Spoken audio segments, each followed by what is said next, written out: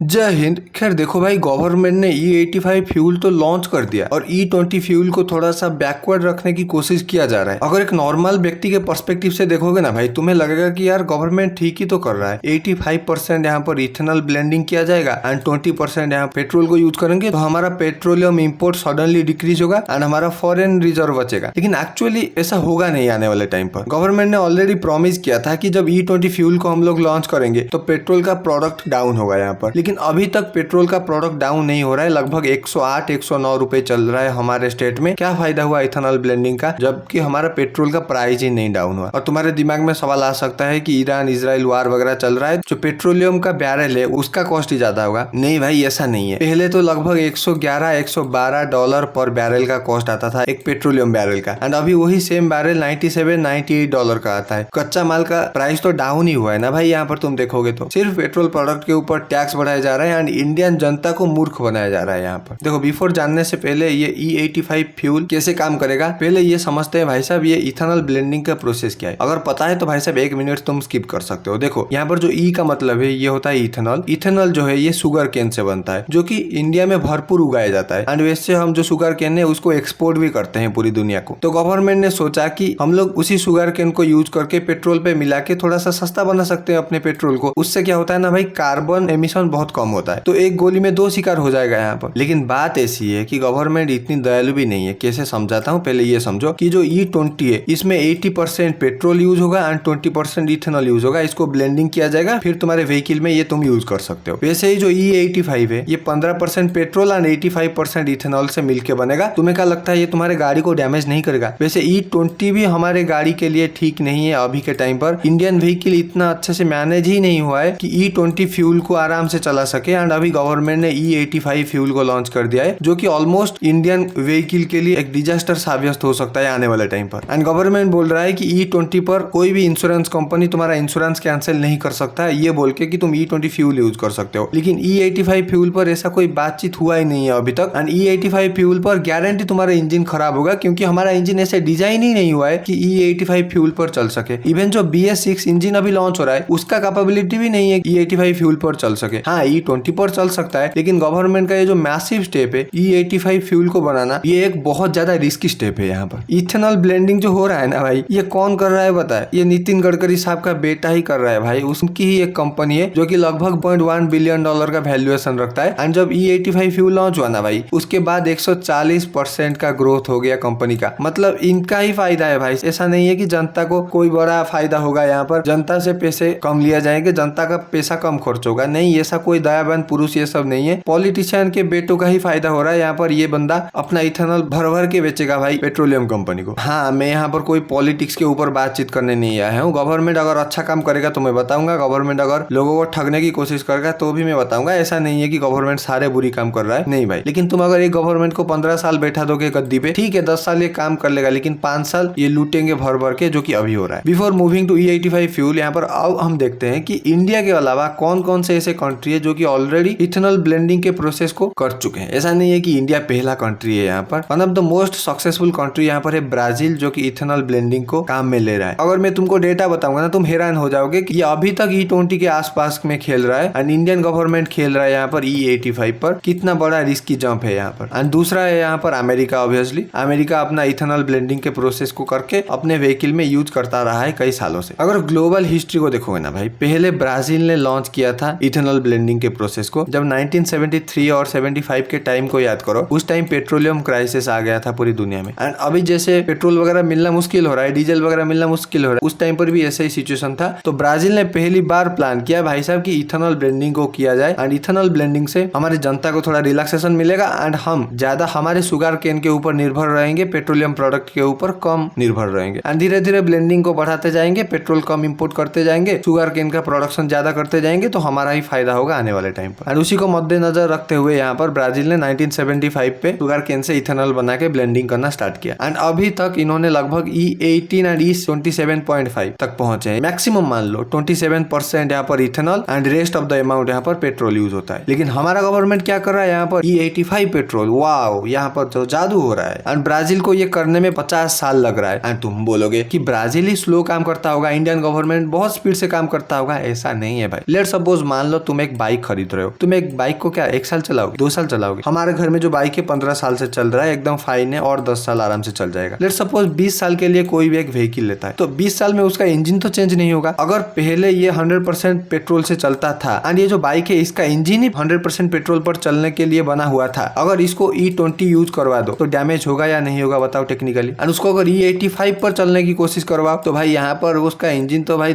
तबाह हो जाएगा अगर एक तरीके से देखोगे तो। हाँ, शॉर्ट टर्म में कुछ पता नहीं चलेगा, लेकिन लॉन्ग टर्म के अंदर डैमेज तो होगा ही होगा। एंड ऐसे करोड़ों गाड़ी है हमारे इंडिया में। अभी जो गाड़ी इंडिया में चल रहा है मैक्सिमम BS5 इंजन पर चल रहा है एंड BS6 इंजन पर चल रहा है। इसको मद्देनजर रखते हुए इथेनॉल ब्लेंडिंग का इतना स्पीड से आगे बढ़ना कोई सेंस नहीं बनाता है। हमारे गाड़ी को डैमेज करने का प्रोसेस ही यहाँ पर हो रहा है। खैर पता नहीं इंडियन गवर्नमेंट को इससे भी फायदा हो रहा होगा। एंड यूएसए को अगर देखोगे वही सेम बात 1970 का इन्होंने भी काम करना शुरू कर दिया था। And E10 and E85 petroleum product available है, लेकिन E85 जो फ्यूल है ये कुछ ही गाड़ियों को पिलाया जाता है, जो कि नया गाड़ी अभी लॉन्च हो रहा है। लेकिन इंडिया गवर्नमेंट की तरह नहीं कि हर एक गाड़ी में डाल दो E85 फ्यूल, फर्क नहीं पड़ता, मरो सब। एंड इंडिया का ये प्रोग्राम लगभग 2003 के अंदर स्टार्ट हुआ था। 2022 के आसपास का E10 को हम लोग टच कर दिए थे एंड 2025 के अंदर हम लोग E20 को टच कर दिए। ठीक है, एक साल 2026 के अंदर हम लोग E85 को टच कर दिए। वाह भाई वाह। हमारे जो पेट्रोलियम मिनिस्टर है पुरी साहब, ये गए थे दिल्ली में एक पेट्रोल पंप पे E85 इथेनॉल ब्लेंडिंग जो फ्यूल है उसको इनॉग्रेट करने के लिए। एंड एक गाड़ी लेकर ये भी चल गए थे कि यहाँ पर लिखा है पावर्ड बाय इथेनॉल, यानी कि लोगों को एक मैनिपुलेट करने की तरीका कि मैं भी इथेनॉल ब्लेंडिंग की कार को यूज करता हूँ। एंड उनका कहना ये है कि इस संकट के घड़ी में अगर कोई हमको बचा सकता है ये प्राइस वगैरह को कंट्रोल करने में, ये है E85 पेट्रोल। ये एक मसीहा है, यहाँ पर आ गया है, हम लोग बना दिए हैं, इसको यूज करो तुम बच जाओगे। एंड इनका कहना ये भी है कि जो E85 पेट्रोल है ये लगभग 20 रुपए पर लीटर तुमको सस्ता पड़ेगा। एंड जो कि सही बात भी है, 20 रुपए लीटर तुमको सस्ता पड़ेगा, लेकिन गवर्नमेंट ये नहीं करेगी। गवर्नमेंट तुमको 20 रुपए सस्ता तो नहीं देगी, यहाँ पर 20 रुपए अपने तिजोरी पे भर लेगी टैक्स के नाम पे। एंड ज्यादा नहीं भाई,